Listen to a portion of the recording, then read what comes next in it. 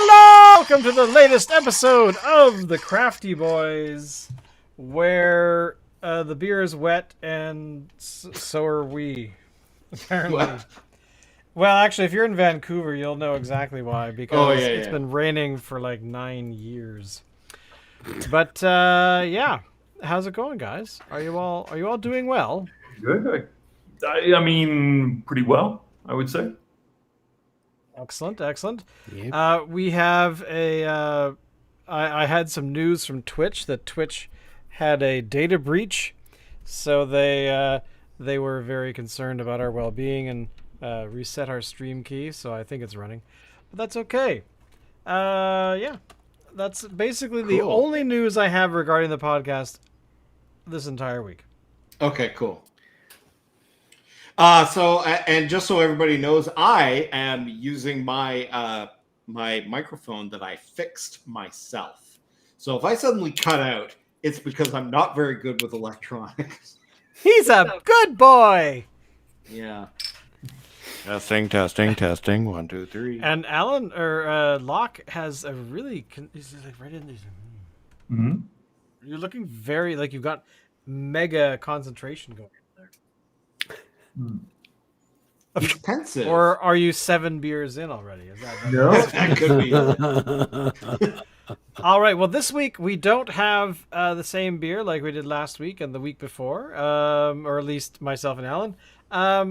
But as I like to start this way, Dave, what are you drinking tonight, boy? My good man. Sir. I found this guy, Oh. Fentyman's. Phenomenex Curiosity Cola. That sounds like it's out of a video game, and you're gonna just like grow a third brain or something. Does, doesn't it? It actually looks like you got that from a druggist's or something, you know, like in like 1895. Yeah, absolutely. Well, I guess it's not too far off, Alan. Established 1905. And, Phenomenex Curiosity. Thank you. it's got a little pooch on the top part of the label there. Fermented ginger root extract is one of the ingredients on this thing. Traditional Curiosity Cola. I'm not sure what's traditional about Curiosity Cola, but Well, 1905, I mean. would they have called it Curiosity Cola, do you think? Curiosity Cola looks like a blend of smoky character of bourbon and the subtle vanilla notes of Curiosity Cola for... Oh, wait, sorry. They're actually encouraging you to put bourbon in it. Never mind. Sorry, that's actually not the drink itself. Hey, Bourbon. I was like, there's bourbon in it? Wow. I could okay. actually see that working very well in this. So let's see. Here we go. So soft drinks. So basically they have got a ginger beer. They have a rose lemonade, a gently sparkling elderflower, a naturally light tonic water, a bunch of other tonic water with different flavorings. But they got cherry cola. But basically apple and blackberry cola, I guess. Sparkling raspberry. They're really wanting you to mix this stuff into like alcohol. But here you go. So basically, the Curiosity Cola, let's see. It has cinnamon in it. It has all kinds of stuff in it that they're not telling us about. The warm, sweet, and widely used spices obtained in this cola. And not a lot of... There's no summary of what's in it. It's just like little pieces of information. And but my favorite thing is that the way to serve it is you serve it by itself with orange and lemon twist, or you throw vodka in it, or you throw whiskey in it, or you throw rum in it. So there you go. So basically, this is not meant to be drunk as a straight cola. You're breaking the rules, Dave. Hey, that's bastard. Me. I'm just, me, full-on rebel over here. That's what I was thinking. Dave breaking the rules every single week, and it's we've got James Dean over here. Dork thinks he's gonna drown. So, what is the cinnamon popping out there? Is the whatever else they're throwing in it? Is it good? What do you taste, man? It is definitely not your average Coke, which is a good thing. Not that I mind Coke. I just try to steer away from it because, battery acid for you. He's a heroin kind of guy. He don't mind. More, Sure. Actually, no, I prefer fentanyl myself. Yeah. Easy transportation, easy to hide. Slap it on your arm. Okay, Nobody don't go knows there. the Don't go Easy there. transportation and easy to hide. Wow, that's awesome. Alan's like, Okay, back. We back, suddenly back see to the cola. that window up in the corner there of your screen there. We're gonna suddenly see like red and blue flashing lights there, and then suddenly it's like they're telling you to get on the floor. Drop the cola. Fenton's nothing. Fentanyl. oh man. Anyways, to get back to real life here, this is good stuff. I would definitely drink more of this if I was a sugar kind of a person. It's herby, it's herbal. So yes, you do notice some of the cinnamon, but there's other stuff going on for sure. Yeah, they on their website it does tell you that there's a bunch of stuff going on, but they're not specific. They're not really that. I don't know. I don't know why. Keeping their secrets. Where did you Keeping get their that, secrets. Dave? Oh, geez. Honestly, I don't even remember. It could have been like at the co-op, or it could have been at Shoppers. Okay. Maybe. All right. Botanically brewed, a product of British brewery Phenomenex, which also makes a lot of stuff. Phenomenex has been around since 1905, as you found in the bottle. They have had a huge botanical infusion thing that has been going on. So all of their drinks, soft drinks anyway, the recipes haven't changed for more than 100 years. Cool. So basically, you are probably drinking the best caffeine ever or something. I'm not sure. I'm trying to find like a summary of what their drinks are, but they don't really have any. Like I don't get it. Like there's no like Phenomenex Curiosity Cola is a thing that we've been making for 5,000 years. By the way that they brew their cola, it does have a 0.5 alcohol by volume rating. Whoa. Oh.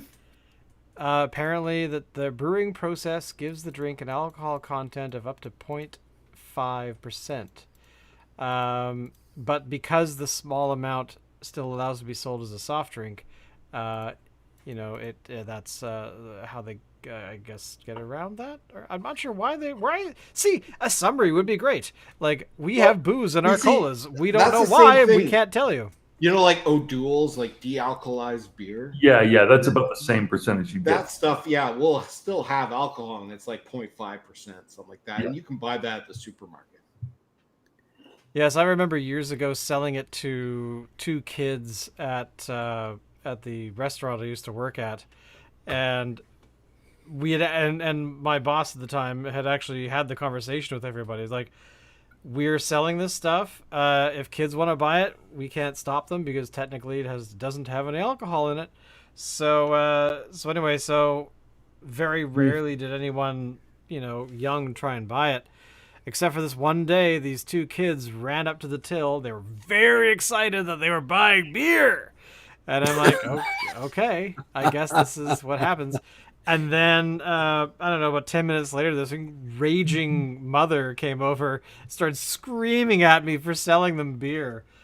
And I said, I can't not sell it to them because... And then my boss luckily walked into the room at that point and I said, would you like to talk to this nice lady about the beer?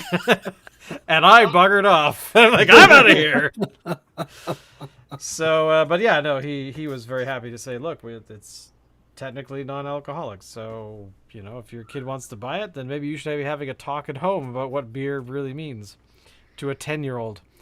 But yeah. Sorry, where did you say that happened? When I used to work at Oak Bay at the rec center. Yeah. Okay. Nice. Yeah. Many years ago. Yeah. Just to set the scene for everyone here, think like a sort of a long, sort of slightly 70s-ish kind of looking lounge with nice big windows on either side of it where you can look down and watch the sporting activities. Yeah. It was a great place.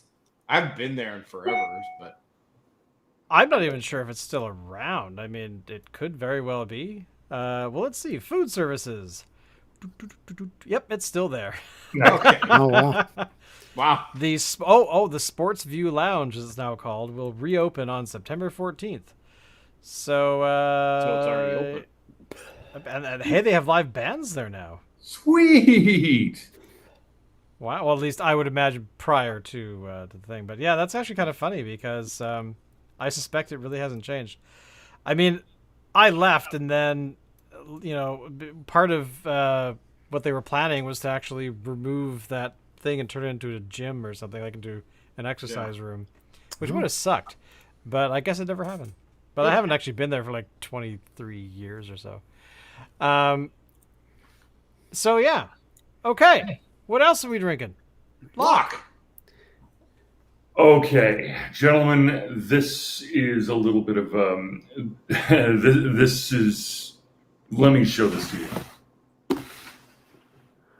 Oh, What have you got? getting serious tonight, ladies and UNB gentlemen. 76 Barrel Aged Imperial Stout gift pack. What? What? What? Why don't I have this? Is this like an right, look at the grin on his face? Be an unboxing. The UVB 76 has returned. Look at the wrapping. Oh, I love this. A torrent of radio static is interrupted by a mysterious buzzing tone and occasionally a voice repeating the names Boris, Maxim, and Mikhail. UVB 76, also known as The Buzzer, is a mysterious Russian shortwave radio station that has been broadcasting continuously at 4,625 kilohertz since 1973. Inspired by this cryptic radio transmission, brewer Jeff Wilson, I was expecting a Russian name there for some reason, Jeff Wilson has created an annual series of barrel-aged imperial stouts with decadent flavor combinations. This marks the 2021 marks the 5th annual UVB 76 release, so we are revisiting some fan favorites in this limited edition gift pack. Wow. Taste them side by side and explore. See, this is what the other brewery should have about their damn cola. Taste them side by side and explore the bold and enticing flavors of these massive barrel-aged imperial stouts in a custom UVB 76 tumbler glass. Did you get a tumbler glass? you did. Tumbler glass. Excellent. This year's installment includes the UVB 76 Boris Bourbon Barrel Aged Imperial Stout with hazelnut and vanilla.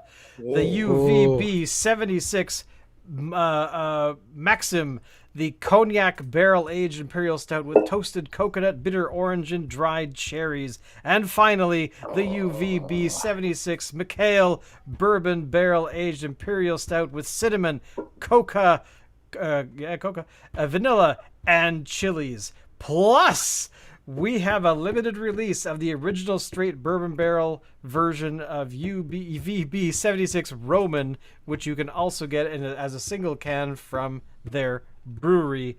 I hate you, Locke. I hope that you choke on this alcohol. I want it now. Now, let me make a couple of other interesting observations about this. So there is this sort of secrecy and sort of mystery behind this transmission, which has been going out. And apparently what it is mostly a buzzing noise that goes at a couple of different frequencies. and then occasionally they hear talking. And for some time, it was speculated that the talking was a recording of some sort. This has recently been debunked, and it is now thought that whatever the talking is, whoever it is, whatever they're talking about, it's going on live, and has been for apparently some time. So, gentlemen, what should I start with? Should I start with the hazelnut and vanilla, or the chilies, or the coconut and dried cherries? Hazelnut's my vote. Okay, hazelnut and vanilla it is. This is the Boris. So we've got a satellite picture here, sort of in orbit. Now, one of the other things I'll point out to you, you notice the tin? What is this? A silver 355 milliliter tin with a sticky label. Label, yep. This is that same mobile canning line that it seems like all the good people in Toronto use. So we have some statistics for you. 60 IBU, International Beer Units. Color black, okay. Contains barley, wheat, and oats. So barley and wheat and oats. So let's give this a shot. Give it a shot. Don't keep us in suspense. Yeah. This thing's going to be amazing. I've been sitting on this thing for most of a week. And if anyone out there ever suspected that I was a bit too much of a booze hound, the fact that I can sit on something like this for a week, I think speaks to my reserve. Yes. Now, is it chilled? Is it Okay. chilled? Oh, it's chilled. Okay. I put the whole box in the freezer to make sure that it was chilled, but I wanted there to be the showmanship of the unboxing. But Okay. I just want you guys, just as you're enjoying that, before you give us your review, here we go. I want you to hear this. This is live. This is what's broadcasting right now.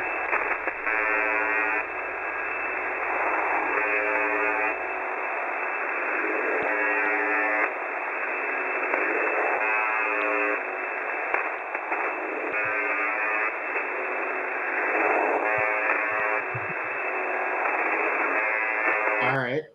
So there you go. That is the station. Which, by the way, the call sign UVB76 has not actually been used by the station, but they believe it's a transcription error that has just never gone away.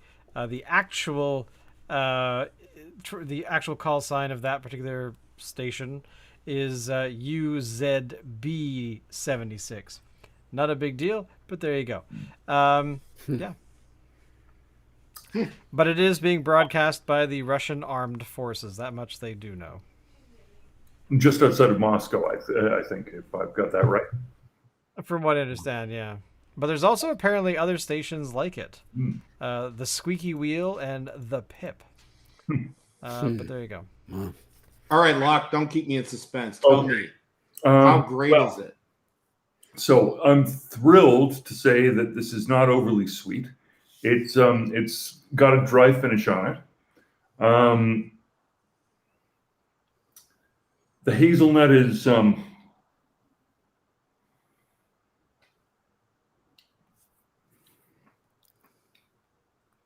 not an especially powerful flavor, but it's there. Not getting a lot of vanilla, but overall, what I've got is sort of a big, flavorful, rich, sort of slightly plum puddingy, sort of imperial stout, a Baltic stout, you might say.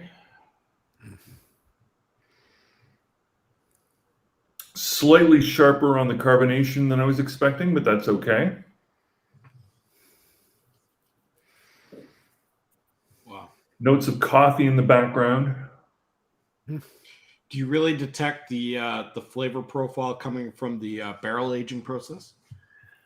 Well, I think the barrel aging process. I'm going to say that bourbon barrel oakiness is what's giving it that sort of plum puddingy characteristic. Yeah. Yeah.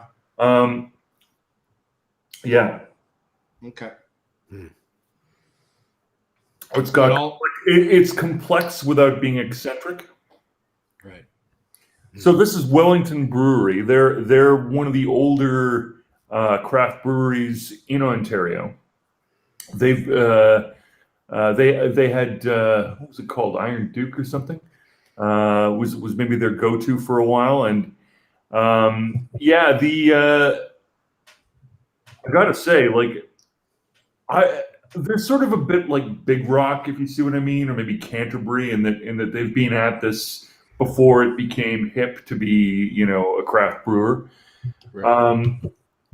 And so I tend to think of them as being a little bit on the conservative side, but over the last year, I've had to drop that opinion.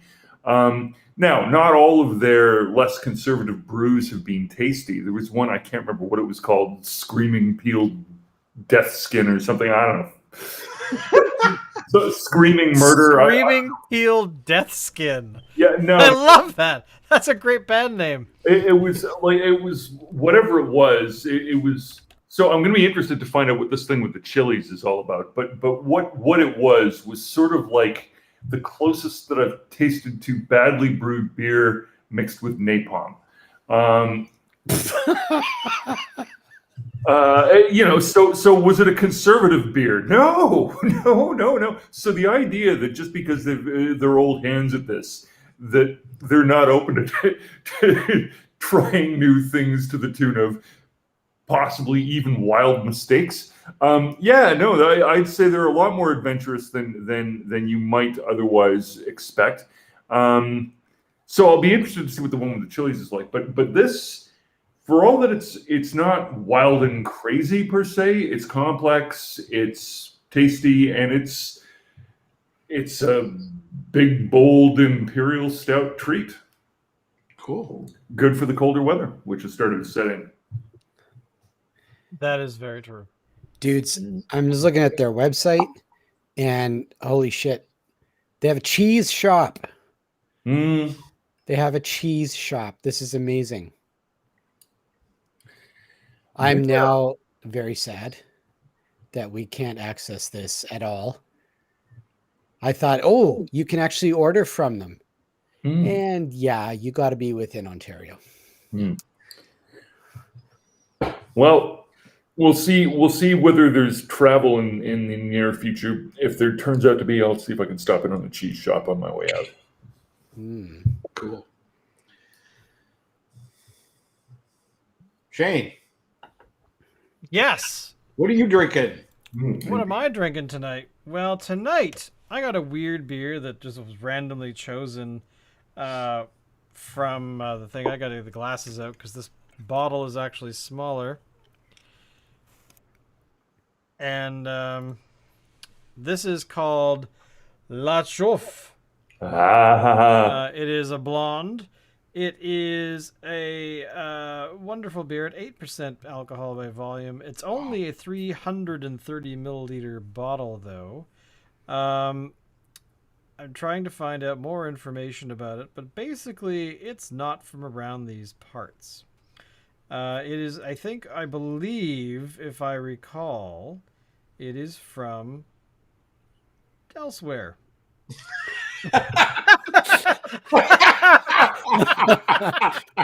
I agree that From elsewhere. I think you'll find that it is Belgian. Yeah, no, it's a Belgian blonde ale, but it's from. I'm just trying to figure out what the heck, what brewery it's from. Brasserie d'Achouvreur. So it Sounds about right. checks out. Confirmed. But basically, it is a beer that randomly chosen off the shelf. No rhyme or reason to get this one. Gonna pull out the blue bally penis to open it up. And my favorite part of their website is that it gives you reasons to drink the beer. So The first reason number 1 to drink La Shuff is to awaken the gnome inside you. According to their website, everybody houses a gnome inside of their body that needs to be What? awakened. I'm not making this up. This is actually on their website. Creepy.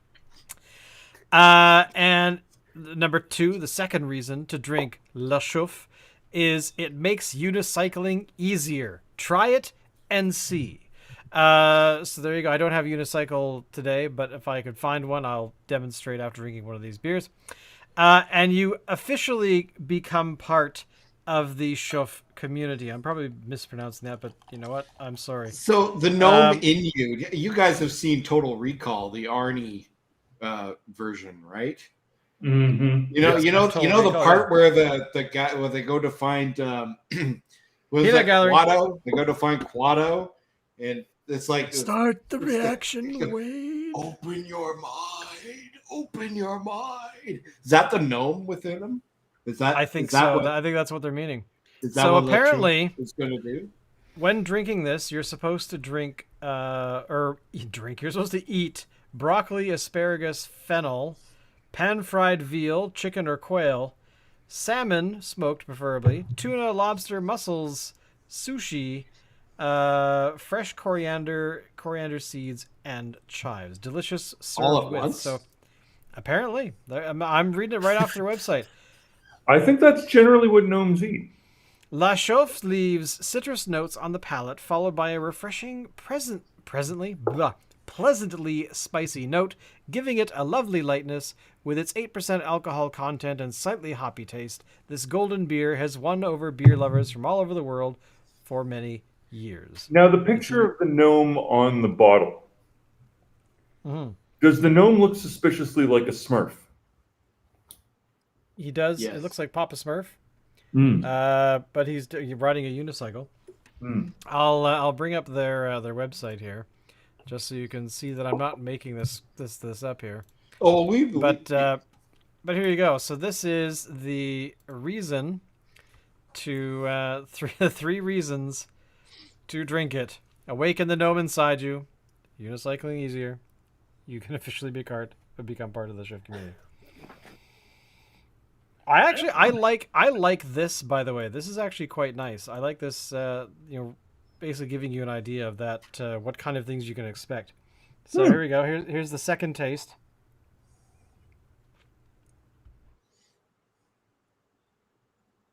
It's very light. I like it.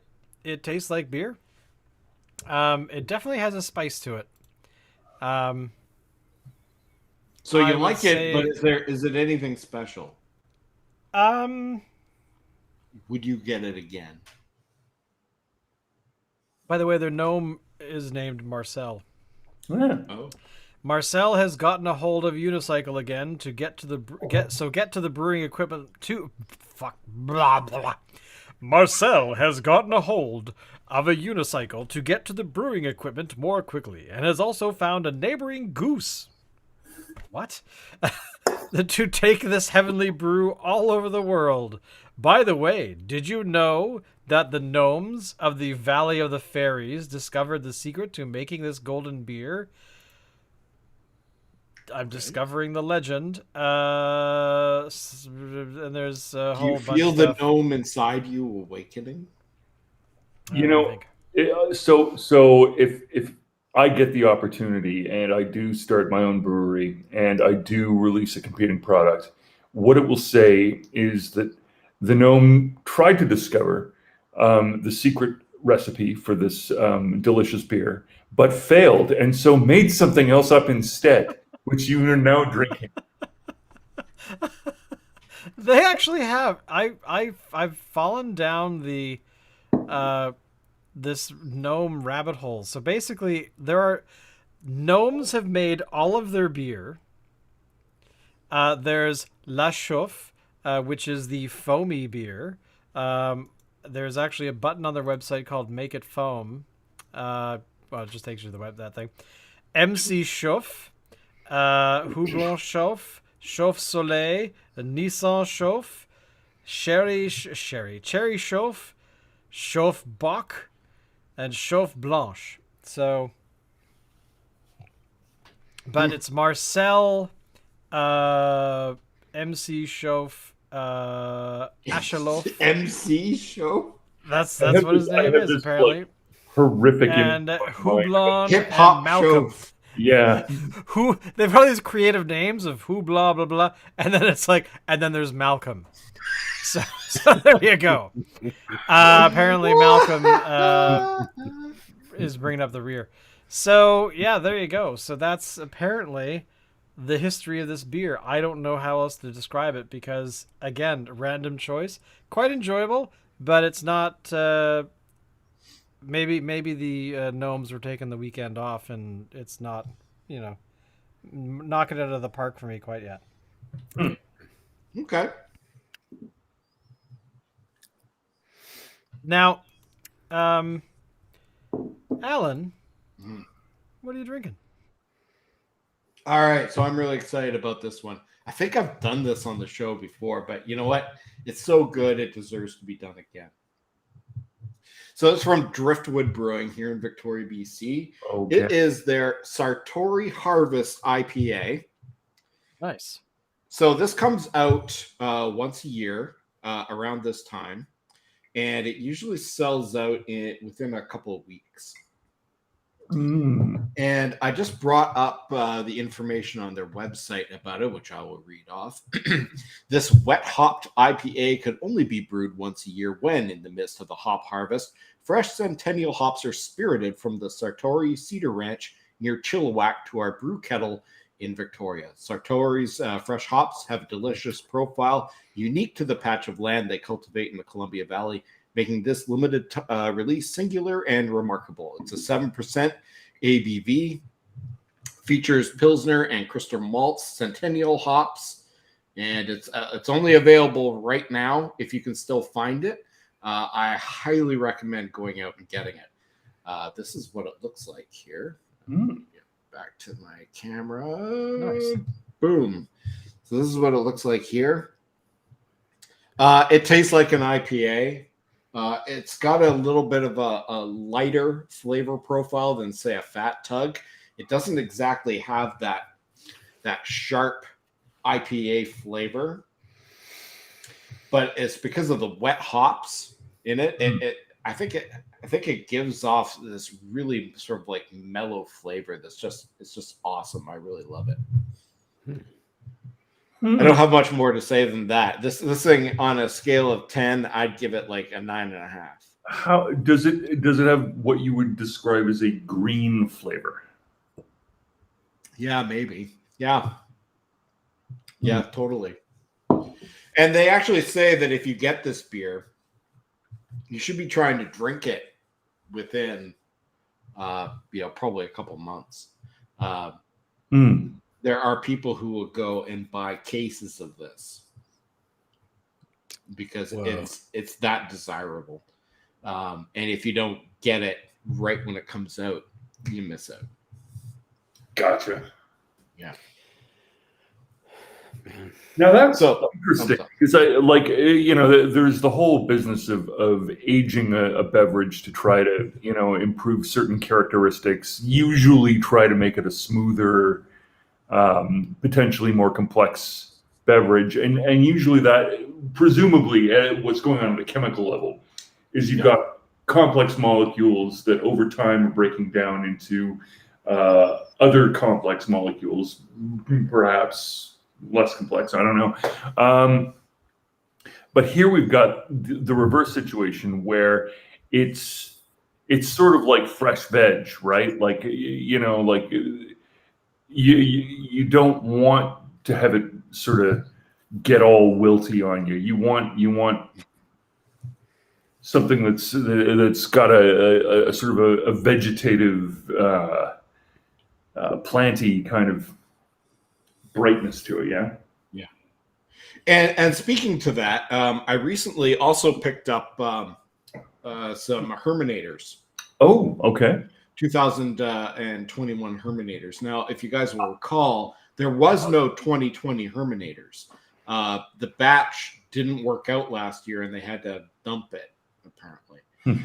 So what they did is they took all their leftover supply of 2019 Herminators and put those out on the market. So the Herminators that were out on the market last year were already a year old. And I detect a big flavor difference because actually I bought a whole bunch last year and I just drank my last one of them maybe about 3 weeks ago. And compared that with the ones that I just got, the 2021, and the flavor profile is so different. And I have a feeling that if I age these ones a year, which I'm not going to do, but if I were to do it, I probably end up with a similar kind of flavor profile that I had in the 2019 batch, which I just drank 3 weeks ago. And what did you think about that? Would you say that the Herminator, with a year of aging, was a better drink than? Yes. Okay, good to know. Yes, by far. It was kind of the same kind of experience that we had with the old Cellar Dweller barley wine from Driftwood, where if we drank it as soon as it came off the line, it had a very kind of hoppy profile to it, but if we let it sit, it was very mellow and the sweetness really came through. And that's what I find is happening with the Herminator. Okay, interesting. Yeah. Yeah. All right, Shane. Take me off center screen. Thank you. I don't like being the center of attention. No. While you were talking, actually, I was trying to find advent calendars for this year. Oh. And yeah, there's not much going on. Well, Cascadia releases one every year, but it's really expensive. It's like over $100, and it usually comes out in like mid-November. But then you got to come over here to get it from Cascadia. Sure. I'm actually kind of disappointed that there's not a whole lot. I mean, there have been in the past. I like when you search for BC based advent calendars. There's just not. There's been like a ton over the last decade, but there's nothing. I mean, aside from the one that you showed me the other week, which is the one we had last year. I don't know. I'm losing hope, man. Yeah, well, I mean, there's actually only been 3. There's been the Philips Space Case, which we don't know if they're going to put out this year at this point. Central City has been out of the game for a couple of years now. And then the only other one is Parallel 49, which they were out last year. And they're going to release one again this year. It almost looks to me like it's the same this last year. Well, it's true. I mean, it's I don't know. I'm losing hope, man. I'm losing hope. But that's okay. It's still early, and you never know. But Okay. So maybe we need to watch this carefully because if there's nobody putting out a respectable surprise day, how do you say advent calendar without saying something that sounds religious? I don't know. One of those things, one of those seasonal surprise me beers. the seasonal 2-4s. Yeah, seasonal 2-4 that does surprise me. Which is to say that you need to hide the beers before you right? Don't you need to hide what day it is so you don't know what beer you're drinking before you open it? Well, Fun, right? Technically, you can. Yeah, I mean. So yes, what I'm saying, right now is that we're going to watch that market. We're going to see what the breweries and the various Canadian markets in which we dwell are doing. And if they're not going to carry this can, we are. we will curate our own special edition, once a year, seasonal package of goodies that will have a surprise component. What do you think? Am I onto something here? I think so. Sure. It will Yeah. make us riches beyond our wildest dreams. Make us rich as thieves. I like Not a that. bad idea. I like this idea. I do like that idea, although I would say Cascadia is already doing it, where they actually get not like the big guys, but small breweries to make just one beer, and they do get it Right. from like 24 different breweries, and they put it together in this 24 can pack. Like I say, it's expensive. It's it's over $100 for the advent calendar. It's got 24 like regular size beers, like $3.55. I don't know. Maybe it'd be worth it. Well, I can see where Cascadia would be in a better position than us to do that. So maybe what we need to do is to convince Cascadia that they need to brand their seasonal offering as a Crafty Boys event. See, I'm spinning it. Yeah. I'm liking how you're spinning it. It's making me. It has promise. It has much promise. Yeah. First, we take over the advent calendars. Then we take over the world. That's right. They would never ever suspect that at all. Like, could you imagine? Like, suddenly one day, Dave's face is on here. Let's practice. Okay, Dave. Okay, I want you to pretend for a moment that you're a benevolent dictator, and you're giving us the very first message. Actually, you're giving the world the very first message about how the Crafty Boys are going to take over, or we already have at this point taken over, and what what we're going to be doing to improve the world. And go. Okay, hang on a second. Well, Get Dave, into character. All right. What Here we go. the hell? oh my That's- God! Yeah, no, that is exactly what they wear at the secret meetings when all of the conspiracy nuts get together to control. Right? Exactly. Yeah. Exactly. No. I didn't know you had one of those. Well, this is exactly the kind of occasion I was keeping it for. Why are we wearing bras on our heads? It's ceremonial. And this will be my my right hand man here. What Is that like the little guy that laughs next to Jabba the Hutt? So here we go. So This Alan is his second cousin, twice removed.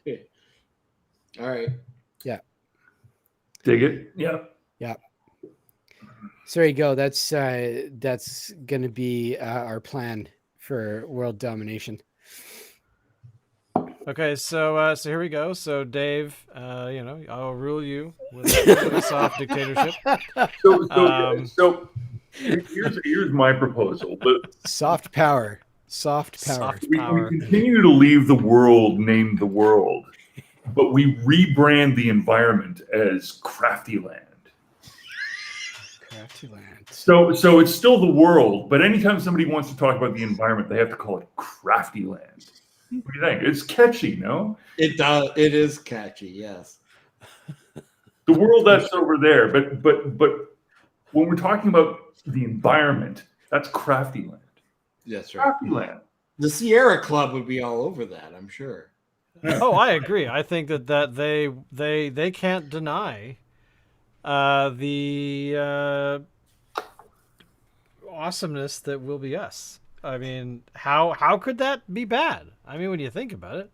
Totally. So we're talking about, working towards at least a 50% cultivation of hops across the planet.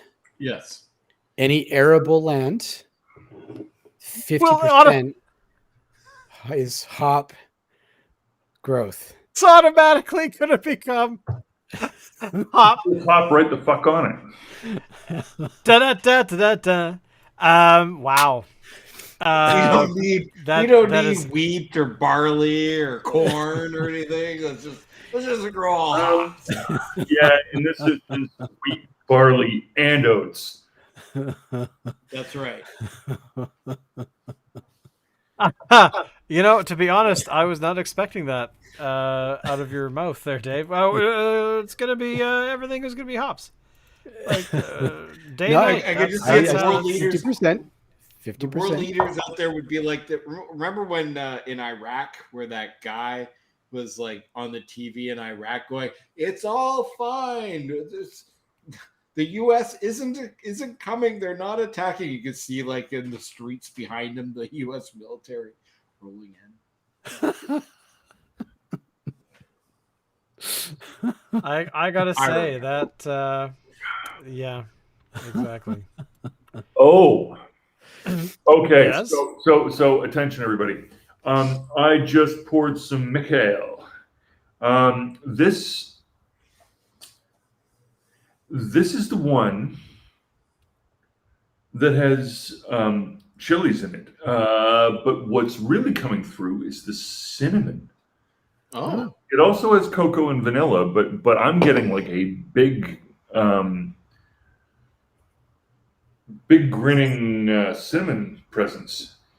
And you know what? If you're gonna mix chilies with something and you're gonna put it in beer, having cinnamon play translator between the chilies and the beer is a really good idea. Oh, okay. I always worry whenever they put chilies in beer because I find that sometimes that peppery taste that comes through sometimes can be overpowering. And a lot of the time when you're putting chilies in beer, it's because, well, we fucked it up anyway. How are we going to sell this undrinkable product? I know. Let's make it even more undrinkable. Novelty. Throw chilies at it. Make it habanero peppers at it. Make it a toxic waste thing. So they're basically trying to hide something. Is that? Yeah. What you're getting But at? that's not what's going on here. Here, this is different and sophisticated. And as I said, what's going on is that the cinnamon is taking the heat from the chilies, and it's explaining to the coffee and the cocoa and the vanilla that no, it's all right. You could put this in a cake or a plum pudding. This is another. So again, we're bourbon barrels here. So a little bit of a plum puddingy, cakey kind of, but this one's got some spice, and yet it's not toxic and unpalatable. I love what they've done here.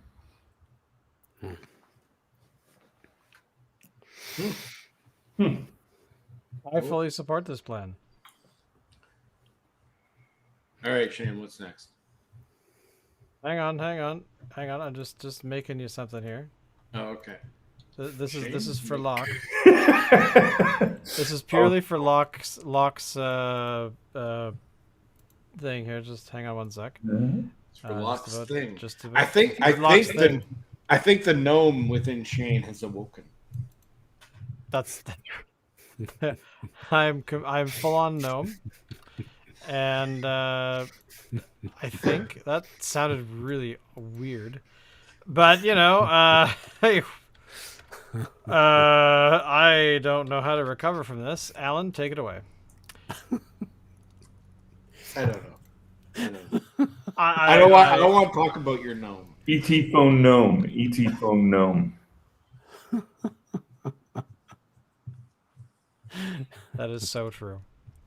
So here you go. So basically, what the plan is. So the overall dominating plan of our little podcast in the world is going to be a Well, a very warm and inviting place. It's going to have all of the ideals, the idealistic world that we live in. So I'd like to introduce you all to Crafty Land. Thank you. You have arrived. Nice. And the dad's root beer bottles, that is just more or less for Dave. But, so welcome to Crafty Land. You will be the happiest people ever. You heard it here first. When Dave shows up with a pillow on his head and starts telling you about how great life is going to be, just know that it comes from the heart, that you have now entered Crafty Land. And there you go. Absolutely. And then in that. Oh wait, the peanut gallery. What? We've lost our minds. Apparently, according to the peanut gallery, we have lost. We ever have them? We question whether or not we actually had any, but that's okay because I'm headed to City Alpha 5 right now. So City Alpha 6. This is City Alpha 5. Anyway. It feels like a Wednesday, boys. It does. Have you guys actually kind of felt like that? Like suddenly you realized at some point today, like, oh my God, when did it become Wednesday? Yes. I kind of had a moment like that today. So. Well, I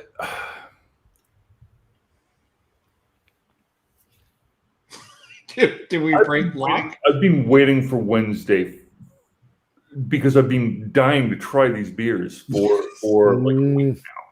And so you got them. You bought them last week. I was well aware that it was Wednesday, but when Greta Thunberg called me up and was saying that we've got to protect the Crafty Land because there's all of this pollution of the Crafty Land, and the world is fine. The world will go on without us, but we have to protect the Crafty Land. How dare you? How dare you? You have ruined our future with your destruction of the Crafty Land.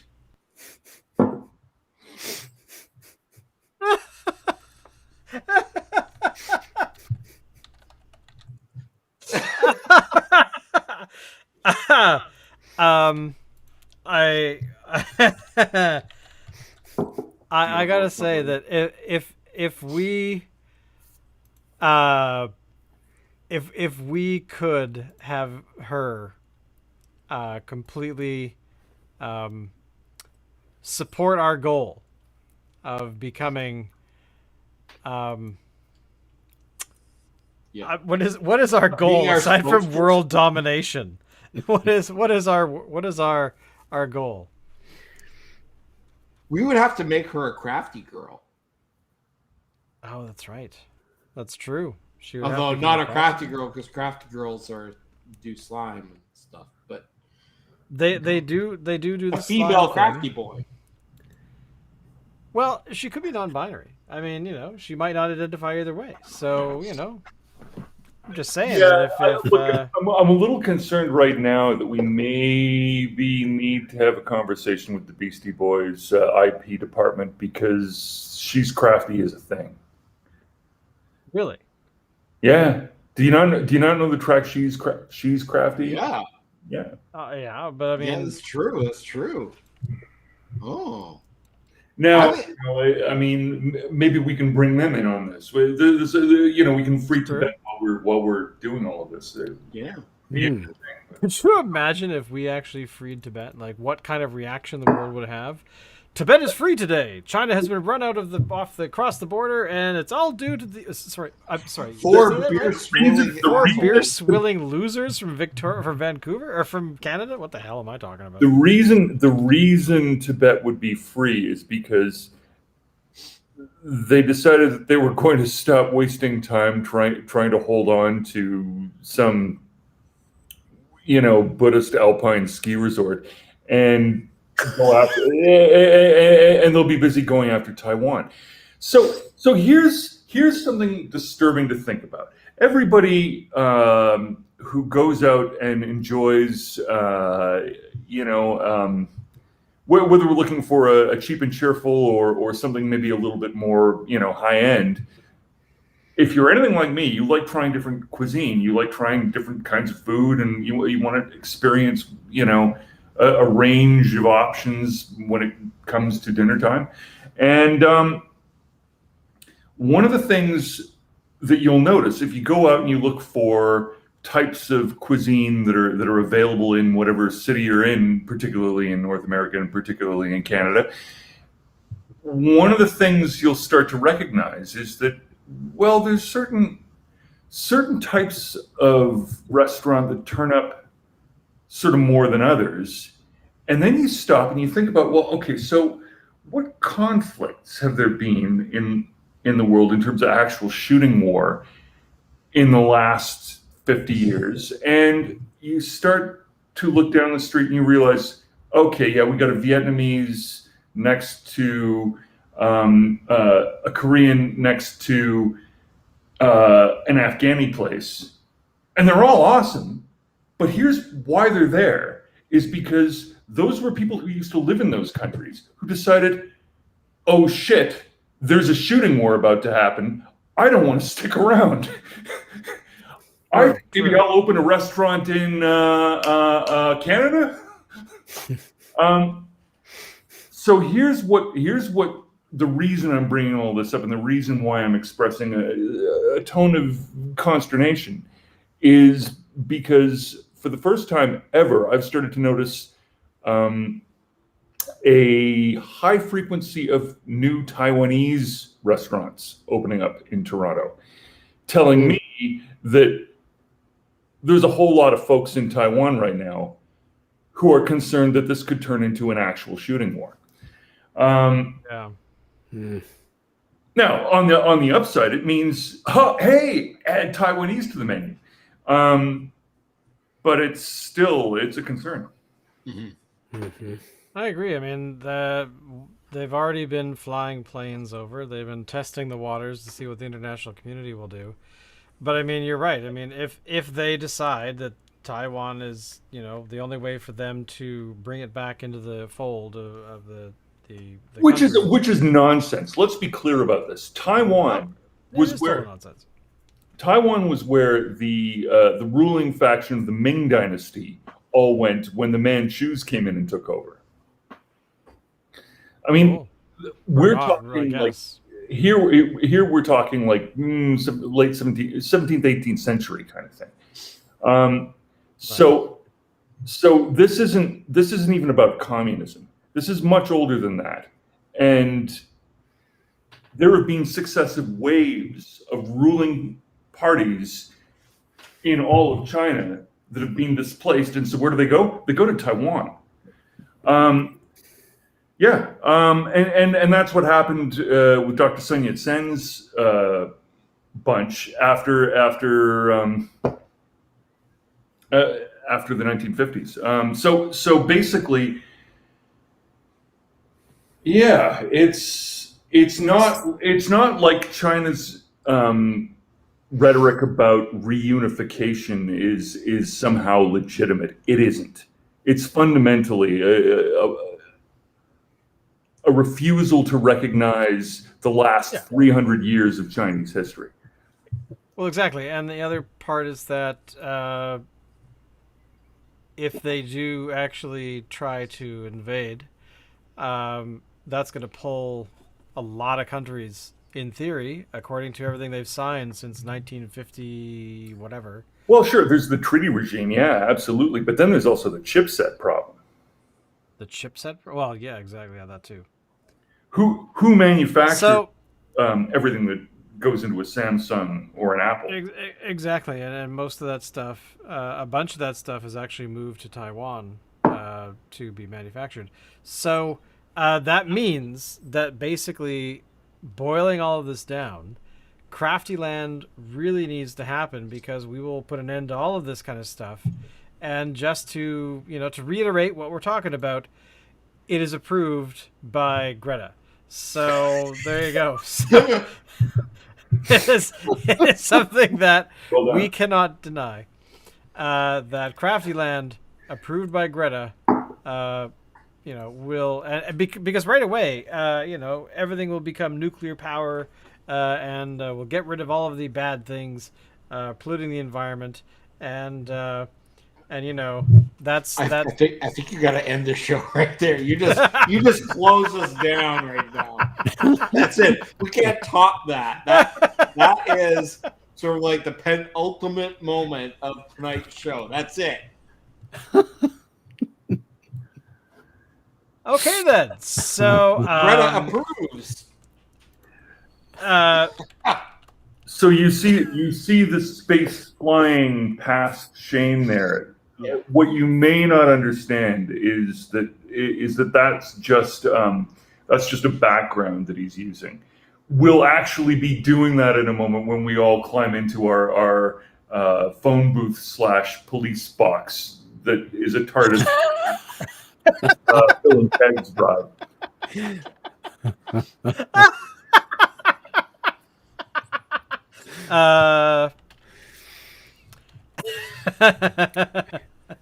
I've got my screwdriver.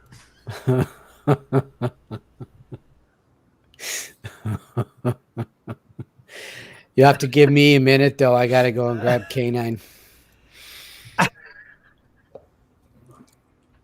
Okay, I have one more, and then we'll end the show tonight. But here you go. This is really for Alan. Greta approves Crafty Land. She did. There you go. Maybe